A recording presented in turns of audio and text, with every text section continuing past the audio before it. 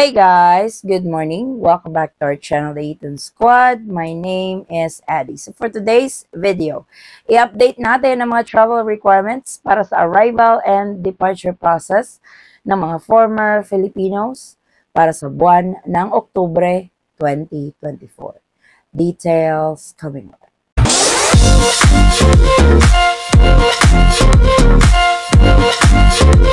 So, panibagong buwan na naman kabayan, mag-update na naman tayo ng mga travel requirements para sa mga kabayan nating former Filipinos na uuwi ng Pilipinas at paalis ng Pilipinas para sa buwan ng Oktubre. Mas mabuti na yung ina-update natin, baka may changes, baka may dinagdag, up-to-date kayo sa inyong travel para walang hassle at aberya kung ikaw man ay patungo ng Pilipinas or paalis na. Ang pinakauna sa ating travel requirements ay yung inyong mga valid passport. As a former Filipino, kayo po ay holder ng foreign passport. Ang 6 months rule ay nag-a-apply po. So, dapat i-check mabuti yung validity ng inyong mga pasaporte. Huwag kayong bumiyahe ng Pilipinas kung yung validity ng inyong mga passport ay less than 6 months na lang. Kasi hindi talaga kayo pasasakayin. So, before booking that ticket, i-check ng maigi ang validity kung kailangan na bang i-renew ang pasaporte or kung konting-konti na lang talaga ang validity. So, mas maigi na yung makita nyo in advance kaysa naman ma-rebook pa yung flight ninyo or ma-cancel dahil sa validity ng inyong mga passport. Siyempre, yung ating plane ticket andyan pa rin kasi hindi naman tayo makakasakay ng eroplano kung wala tayong plane ticket. As a former Filipino, isa sa mga perks ang one-way ticket.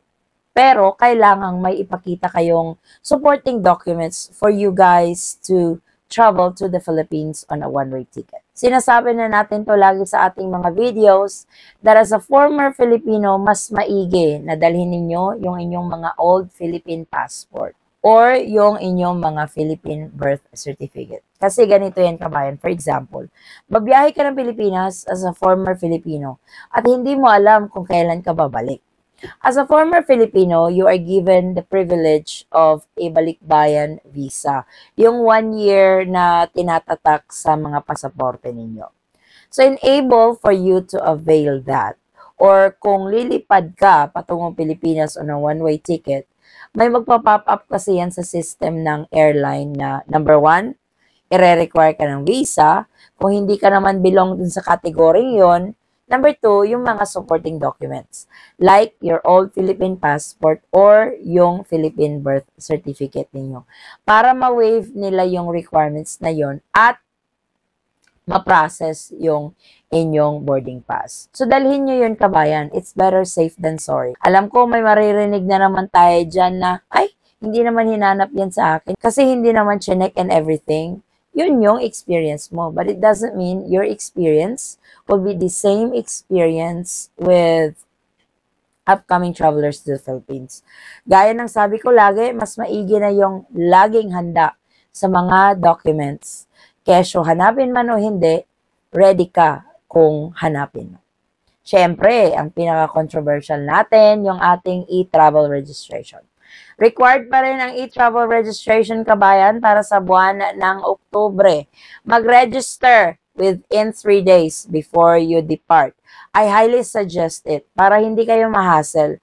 Kasi ang dami kong nare-receive na email na kung hindi nila ginawa yung e-travel nila ahead of time, papaalisin talaga kayo sa linya. Kasi ang dami nilang na-witness na other travelers to the Philippines na pinaalis at pinag-register ng e-travel. Eh, paano yon kung first-timer ka na gumamit ng e-travel? Hindi ka makapag-register agad, unlike before, kasi sa bagong update ng e-travel, kailangan mong mag-create ng account muna bago ka makapag-register at mag-generate ng QR code. So, mag-register kabayan. Kung hindi naman capable na mag-register, pwede namang magpatulong sa kapatid, kapamilya, or kapitbahay para makapag-register ka kasi nire-require talaga yung kabayan. Wala na kasi yung form na binibigay nila sa aeroplano. Yung arrival form before na pinifill upan natin, ngayon, it's all online.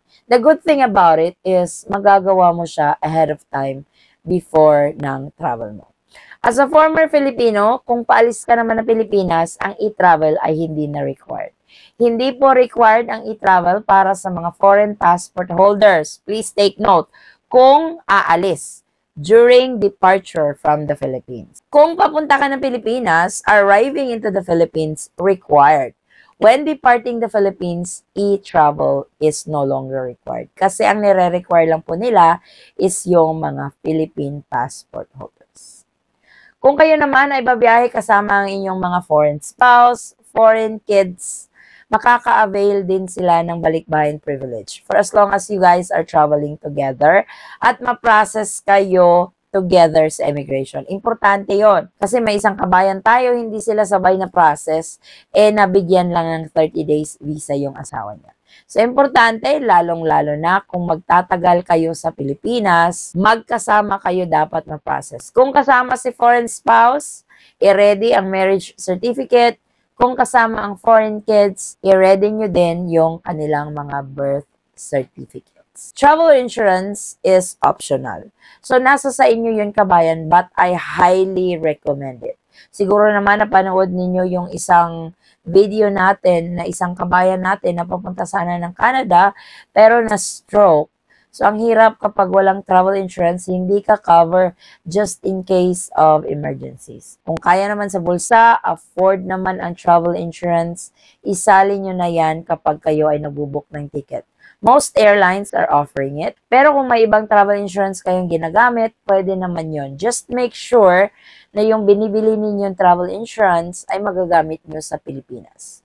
Mahalaga yun, kabayan, just in case of emergencies, may magagastos ka. Hindi lang for emergency and travel insurance like illness or death. Cover din ito kung na-delay yung flight mo, kailangan mo ng hotel accommodation, nawala yung bagahe mo, covered yon. Iisa-isahin natin ang detalyeng yan sa isang video about travel insurance.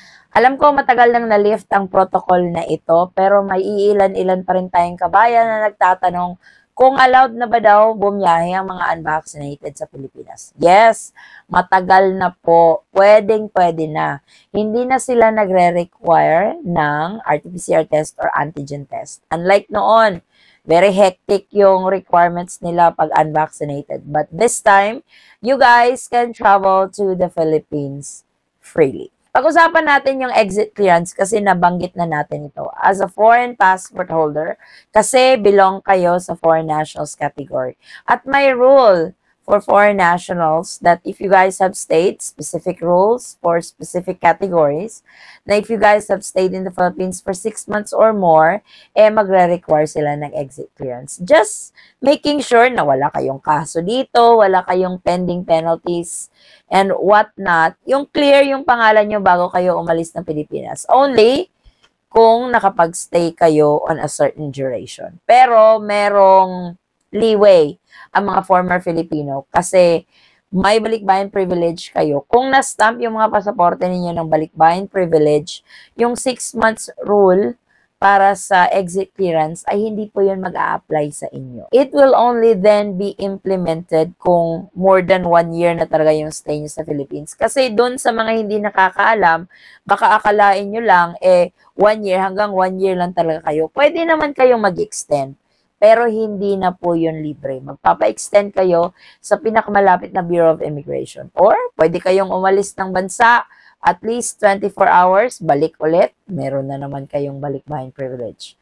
Pwede naman yun, kabayan, nasa sa inyo yun kung ano yung gusto nyong option na pipiliin. Pero yun nga, yung exit clearance hindi mag-a-apply sa inyo. Lalong-lalo na kung yung stay nyo sa Philippines is less than 1 year.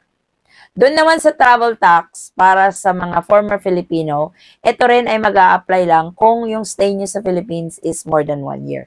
Pero kung yung stay nyo 4 months lang, 6 months, hindi nyo nga naubos yung balikbayan privilege, hindi mag-a-apply yung travel tax, kabayan. Pag-usapan natin ang entry visa sa mga former Filipino. Required ba talaga ang mga former Filipino ng entry visa papuntang Pilipinas?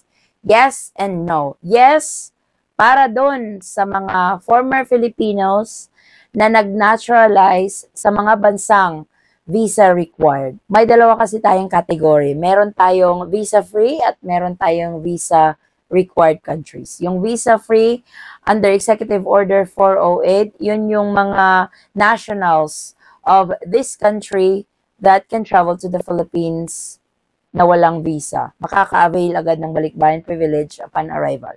Pero doon naman sa mga kabayan nating nag-naturalize na sa visa-required countries, unfortunately, yung balikbayan privilege ay hindi po ma-apply sa inyo as well as doon sa asawa at mga anak ninyo. Kailangan talaga ng entry visa.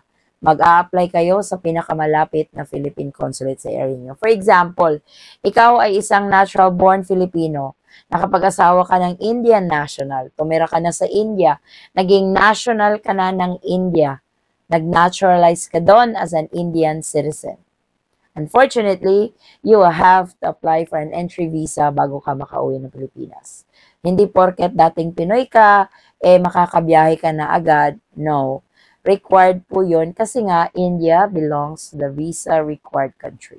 So mag-a-apply po kayo ng visa, buong pamilya nyo, sa pinakamalapit na Philippine Consulate or Embassy para makakuha ng entry visa. At para naman doon sa ating mga kababayan, nakakauwi lang under this category, former Filipinos. Pakishare naman kabayan kung ano yung experience ninyo sa inyong pag-uwi sa Pilipinas. Ano pa bang mga dokumento ang hiningi? How was your immigration process? How was your check-in process? Ano yung mga hiningi ng airlines nung kayo ay bumiyahe papuntang Pilipinas? If you guys can share this information, I would really appreciate it. So, this is our latest para sa mga former Filipinos for arrival and departure travel requirements to and from the Philippines for the month of October 2024. Thank you guys so much for watching. Kung kayo man po ay may mga katanungan, maaari lang pong mag-comment sa video ito at sasagutan po natin yan sa abot ng ating makakaya. Muli kabayan, ako'y nagpapasalamat sa inyong patuloy na suporta at tiwala sa aming channel, The Eaton Squad. Nawayang inyong biyaheng papuntang Pilipinas man or paalis ng Pilipinas ay maging smooth, hassle-free at stress-free. Magkita-kita po tayo sa ating susunod na travel update. Stay safe, stay healthy, and God bless everyone.